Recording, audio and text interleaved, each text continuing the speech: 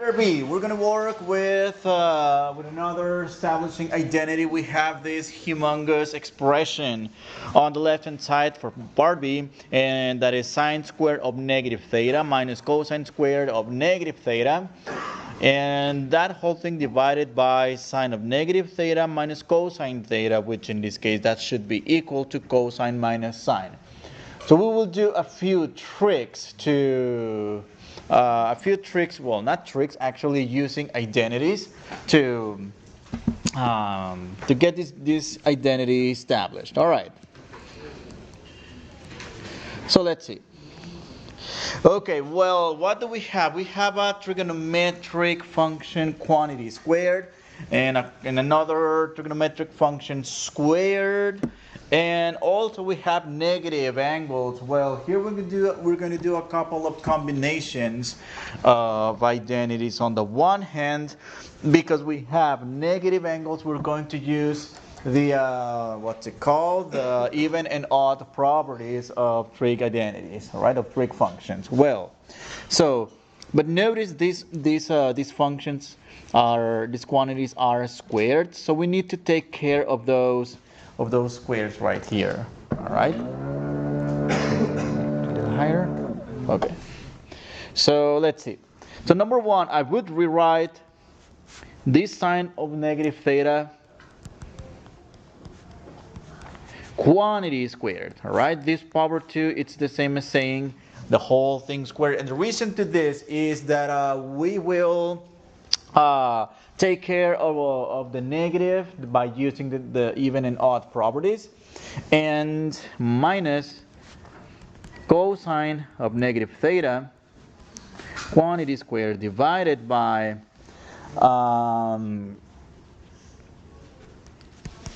well, how about we use already the even and odd properties for sine of negative theta. We can write sine of theta. However, since the sine function is an odd function, that negative goes outside, and minus cosine theta. And well, let's keep going. So here we have sine of a negative angle. We're going to do the same as we did here. That's going to become negative sine theta squared minus bracket cosine of a negative angle. Since in this case the cosine function is an even function, that negative sign just disappears and this becomes simply cosine theta squared, and that's over negative sine theta minus cosine theta. All right.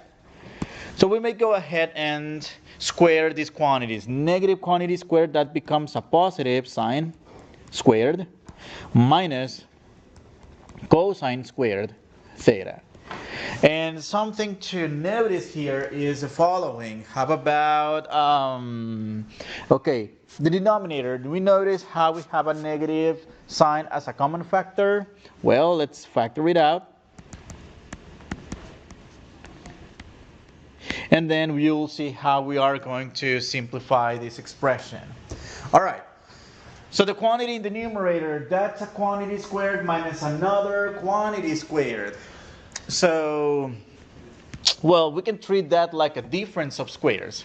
All right. So when we treat this like a difference of squares, that's the same as saying sine theta plus cosine theta times sine theta minus cosine theta. All right. Whole thing divided by negative sine theta plus cosine theta. And from here, we can already see that we can divide out a couple of common factors. That is, these two, sine plus cosine over sine plus cosine. We can divide those out. And that's going to leave us with the following. Check this out. That's going to be negative sine theta minus cosine theta. All right. And well, this almost looks like what we want to verify actually, because well, we want to make sure that this is equivalent to cosine minus sine, but we have sine minus cosine. However, if we use the distributive property with a negative sign, we can reverse the order to cosine minus sine. All right, and that's what we wanted to show, isn't it? That's exactly the right-hand side of the identity. All right. Let's look at another example. Well, so most of the times we usually write these expressions in terms of sines and cosines, sometimes to make things a lot easier to go through. But that's we do that mostly when our final answer it's an expression that contains sines and cosines. However, in this case we have an identity, an equation that it's involving only the tangent and the cotangent function. Well, since we started with a tangent and a cotangent, we want to end up with a tangent here. Now, how about we instead write everything in terms of tangents here? Let me start by rewriting this, or rather, maybe not the whole thing. Tangent theta over 1. And well, do we agree, hopefully, that cotangent is 1 over tangent by the reciprocal identities, because tangent is the reciprocal of the cotangent function and vice versa. And well, I would like to write this as a 1 over 1. To make a little more sense about it, and well, in fact, let me make some space in here, because I'm going to need to do that for missing factors, because what we're going to do in the denominator of this expression, well, it's to combine the fractions together. And well, we may not be able to combine the fractions when we don't have the same denominator, so we need to multiply numerator by tangent, and as well as the denominator tangent theta. Only then we will be able to combine the fractions together. That is, okay, keep the numerator the same, 1 plus tangent, and divide that by tangent over tangent, but tangent plus 1 over the tangent quantity. Now, be careful, because this might look a little weird, like a fraction with 3 levels. It may not be clear about whether we are dividing this fraction by that fraction, or this fraction by that fraction. So, I mean, if we were to see only that expression we wrote on the last step. However, in this case, this comes from combining these two. So let's group them like this, all right? And well, what we're going to do next is, well, keep in mind the fact that dividing by a fraction, it's the same as multiplying by the reciprocal of the fraction in the denominator. So that is 1 plus tangent theta. I'm going to put parentheses around that times tangent over tangent plus 1. All right? However, let's put an invisible 1 to make it look like a fraction, and check how we can divide out the tangent plus 1, or 1 plus tangent, doesn't matter, it's the same thing. Order doesn't matter when we are adding numbers, but when we are subtracting, it does. And the final answer will be tangent theta. And well, that's what we wanted to show over here. All right. Let's look at one more example. Let's see what we have. This one was pretty short. Letter D, that one is going to take a good minute to go. So let's see. Letter D, sine theta over 1 plus cosine plus 1 plus cosine divided by sine. And that humongous mess right here better be equal to 2 cosecant of theta. See how this is a way more simpler expression than what we have on the left hand side. So that's the purpose of going through looking at the different identities and being able to write equivalent expressions, because again, in calculus we're going to work a lot with trigonometric expressions, but mostly for applications. And although these two expressions are equivalent, for practical purposes we would prefer to work with something this simple as opposed to something this huge, even though they're the same. You would rather plug in a theta for only one single expression instead of plugging in 1, 2, 3, 4 times, all right? So let's see how are we going to go about it. Number one, let me rewrite this as a sine theta over 1 plus cosine theta, and I'm going to leave a space, 1 plus cosine, that's going to be divided by sine theta. Well, so I know what you're thinking, combining the fractions together. Yes, however, we don't have the same denominators for both fractions, so we need to come up with common denominators so we can put them together the same way we have done it with numbers, and I believe we already did something like this with a simplification. Well, so let's multiply numerator and denominator by sine, the numerator and denominator of the first fraction by sine, and let's multiply numerator and denominator of the second fraction by 1 plus cosine theta, 1 plus cosine theta. Okay, so let's write a big fraction, and with the new denominator, that's going to be sine theta, 1 plus cosine theta. And I know what you might be thinking, should we distribute this sine over the two terms? Maybe not. Let's leave it like this for now, because it may be the case that in the end some common factors get divided out. We don't know, but we will figure out once we go through the process. Well, what's this gonna be? Sine times sine? Well, that's gonna give us a sine squared plus 1 plus cosine times itself. Well, 1 plus cosine times itself is 1 plus cosine quantity squared. Alright, so what we're going to do next here is to square the binomial, and there's a couple of ways to go about it. Number one, by writing this binomial as a product with itself, or simply using the binomial formula, the binomial squared formula, a plus b, quantity squared, that's a squared plus 2 times ab plus b squared. But that's it's not necessarily a shortcut. It's actually the result of foiling this 1 plus cosine with itself. All right? So it's really no shortcut or no mystery about it. Well, let me go on the next line. So this will be equal to sine squared theta plus 1 squared, which is 1, plus 2 times the quantity a, the quantity b, that is 2 cosine 2 cosine theta plus cosine squared, which is cosine squared. And the whole thing divided by sine theta times 1 plus cosine theta. All right?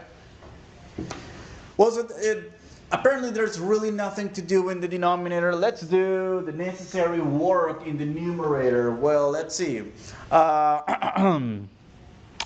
I would like to put together this sine squared with the cosine squared so it's easier to see. Let me just rewrite it. There's really nothing interesting other than a rewrite. Plus 1 plus 2 cosine theta. Divide that by sine theta. 1 plus cosine theta. And well, the reason to this is that we can group these two and use an identity. And in this case, what is that equal to? 1. So that's an identity that equals to 1. So that reduces to 1. And that's going to give us the following. That's going to give us the following. That'll give us the, 1 plus another 1 plus 2 cosine theta. That equals to sine theta times 1 plus cosine theta. Well, let's combine like terms. 1 plus 1 equals to 2.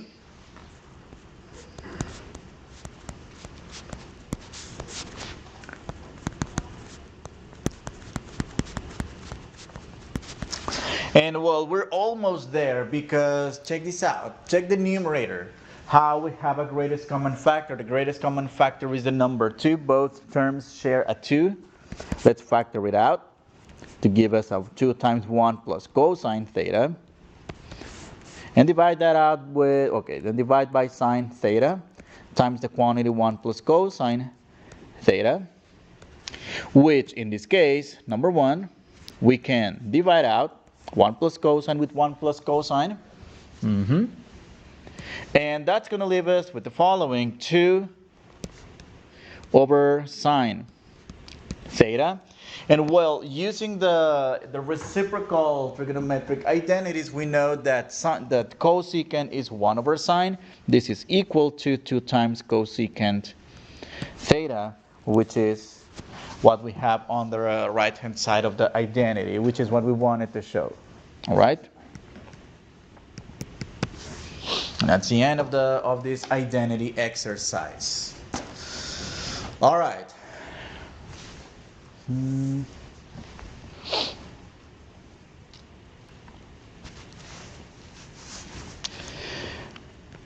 Let's look at the next example. Yes, we have another one right here. This one involves natural logs, by the way. Letter E, that's ln of the absolute value of sine plus the ln of absolute value of secant. That should be ln of the absolute value of the tangent function. Let's see how we can get that done. Okay, let's see how much we remember about logarithms. So we have the sum of two logarithms. What do we get when we have the sum of two logarithms?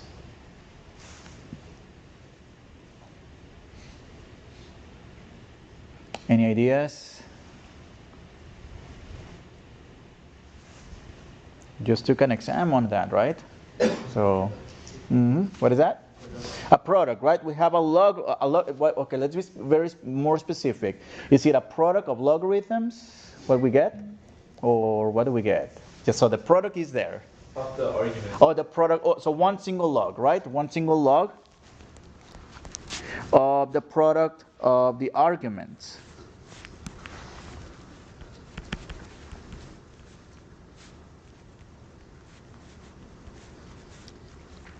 All right. Well, the product of two absolute values is the absolute value of a product, all right? So that's log, oh, actually it's not log, it's ln. It's ln of absolute value of sine x times secant x, well, which will become, okay, let's use identities to rewrite the secant as 1 over cosine x. And also, let's use another identity, in particular the quotient identity, to write sine over cosine, which in this case is tangent x, which is what we wanted to show for this exercise right here. All right? Well, it turns out that's the last example we had on the notes. However, we have plenty of time, so let me get something from the textbook and keep practicing with identities. This is one of the core topics, one of the topics that we want to master in order to, like I mentioned before, to succeed in, well, not just the rest of the class, but also it's a fundamental for calculus. All right, so let me, okay, I already had one in mind. Let's see.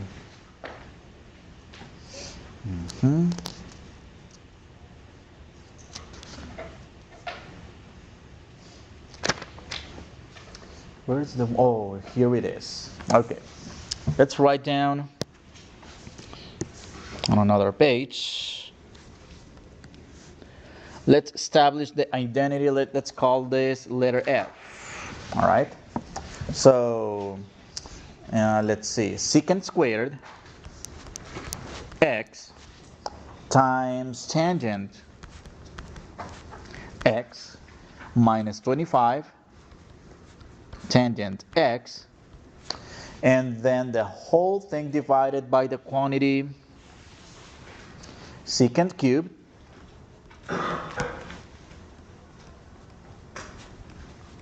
x plus 5 secant x, secant squared x, minus secant x, and then minus 5.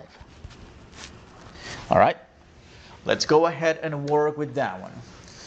So in this case, well, the first thing it comes to my mind, well, it looks like there's a bunch of common factors. It's a bunch of factoring that we can do about this one. But well, number one, let's analyze what. Oh, that's supposed to be. Hold on, that should be equal to cosecant x minus 5 cotangent x. Yes, we needed to. I forgot the right hand side of this. All right. That's what we wanted to show. All right. So factoring right here. Well, what about the numerator? Notice we have a factor of tangent that it's common to both. So let me factor it out. So let's start with this and factor out the tangent times secant squared x minus 25. And in the denominator, for the denominator, okay, what factoring technique should we use in this case? Well, that doesn't look like a good candidate for a difference of squares, because no, those work only when we have two terms. And it's not a difference of cubes either, because we don't have two terms either, or a sum of cubes, depending, well, we only have one cubed term. Maybe the GCF. Maybe the GCF like we did in the numerator. Well, the first three terms contain a secant. However, the fourth term does not contain a secant term. So there's no way we can factor out a GCF. However, notice in the denominator we have a polynomial with 4 terms, a trigonometric polynomial with 4 terms. And one of the techniques that works best with 4 terms is what we usually call factoring by grouping. So we're going to group the first 2 terms, and we're going to group the last 2 terms. And we are going to find the greatest common factor of each, the first group and then the second group. So it looks like we can factor out a secant squared from the first group. That's going to leave us with the following: secant squared x times secant plus 5. And for the second group, well, apparently there's nothing in common other than the negative sign. Okay, I'm going to factor out the negative sign. And whenever we factor a negative sign, it's always a good idea to do the following: write down an invisible one.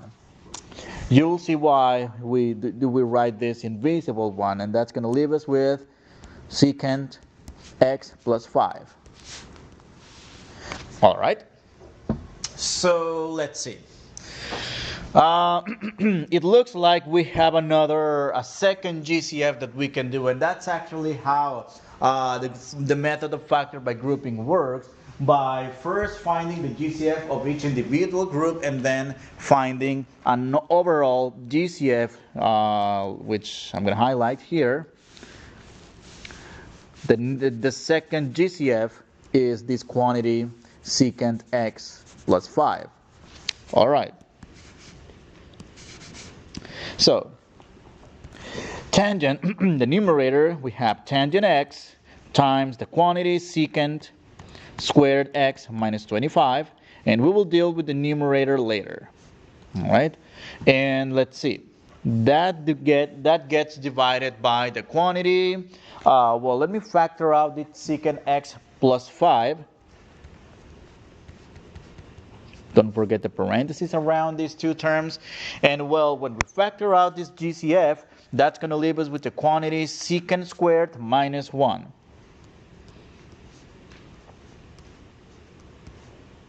All right. So that's what we have so far. All right, what else can we do about this? Okay, what about the quantity in the second factor in the numerator? This secant squared minus 25.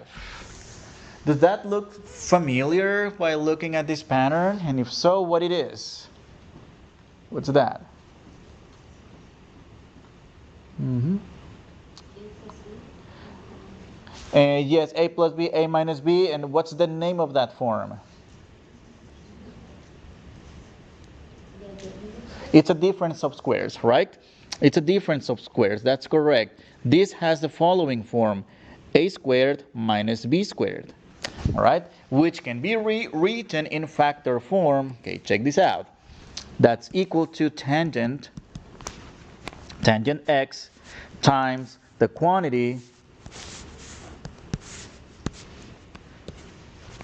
a plus b times a minus b. All right, so let's factor out this difference of squares, and that's going to be secant x plus 5 and secant x minus 5. And the denominator, let's leave it as is for now. That's a secant x plus 5 times secant squared x minus 1. Well, after factoring this difference of squares, we can see that we can divide out one of the factors from both the numerator and the denominator. Well, so let's see. It looks like we can divide out the secant x plus 5 with the secant x plus 5 and leave everything else the same. All right, let's see. Let's see what else can we do about this one. All right. I don't know how is this gonna end. So let's see. Tangent. I have the answer here, but hopefully we get there. So that's a tangent x times a secant x minus 5 divided by secant squared x minus 1. Well, so there's a couple of potential next steps from this expression. There's a couple of ways to see this denominator. Secant squared minus 1. So initially it looks like it's a difference of squares, and in fact it is, because, well, let me write it down. Tangent x times secant x minus 5. And if we treat this like a difference of squares, this would be secant x plus 1 times secant x minus 1. However, I don't find this useful. In fact, this is useless because can we divide out any of the factors? So number one, we wish that this 5 were a 1, or at least these ones were a 5. That way we can keep going with the simplification. So we need to find a different way here. So let me go back. So this is not useful. Secant squared minus 1. How can we rewrite that secant squared minus 1? Well, I claim this is one identity, a secondary identity that comes from some of the fundamental theorems. And what I'm talking about, it's the one involving a tangent squared and a secant squared. So this one right here, okay, let me use a different color so I can show you so this will be equal to tangent squared theta. How come? Well, there's an identity, one of the Pythagorean identities that looks like tangent squared theta plus 1 equals to secant squared theta. That's an identity that maybe you already memorized, or if not, it's at the beginning of this handout at the top of the first page, and in the part where we have the Pythagorean identities. If this identity gets solved for tangent squared, we get tangent squared theta equals to secant squared theta minus 1. Which is the reason how we are replacing this secant squared minus 1 into a tangent squared. So let's go ahead and do that. So that will be equal to tangent x times secant x minus 5, and that's divided by tangent squared x.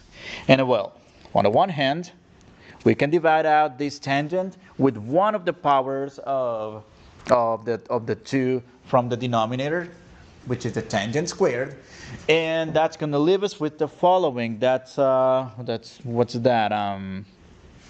Let me change color. So that's going to be secant x minus 5 divided by tangent x. But let's see, are we getting somewhere? Interesting. Okay, how about we move this tangent that we have in the denominator to the numerator using reciprocal identities. So the reciprocal of the tangent function, it's actually cotangent times secant x minus 5. All right, and how about we use the distributive property here and distribute cotangent times secant. What is that? Yes, cotangent x times secant x minus 5 cotangent. And well, if we look at this 5 cotangent or negative 5 cotangent x, well, that's already part of what we want to show. Now we need to work with the first term containing the cotangent times the secant. And well, how about we write this cotangent and secant in terms of sines and cosine so we can see how we can divide out some factors and simplify. Well, by the quotient identities, cotangent is the same as saying cosine over sine. And secant is 1 over cosine. And then don't forget this minus 5 cotangent x. And we can divide out cosine with cosine, and that's equal to what's that, 1 over sine, which is the same as, oh well, hold on, minus 5 cotangent x, and 1 over sine is cosecant x minus 5 cotangent x, which is indeed the right hand side of what we wanted to show, isn't it? It's pretty interesting how in this case we are combining a bunch of different factoring techniques, possibly even some techniques that we haven't seen in a while, like this one, factor by grouping, all right?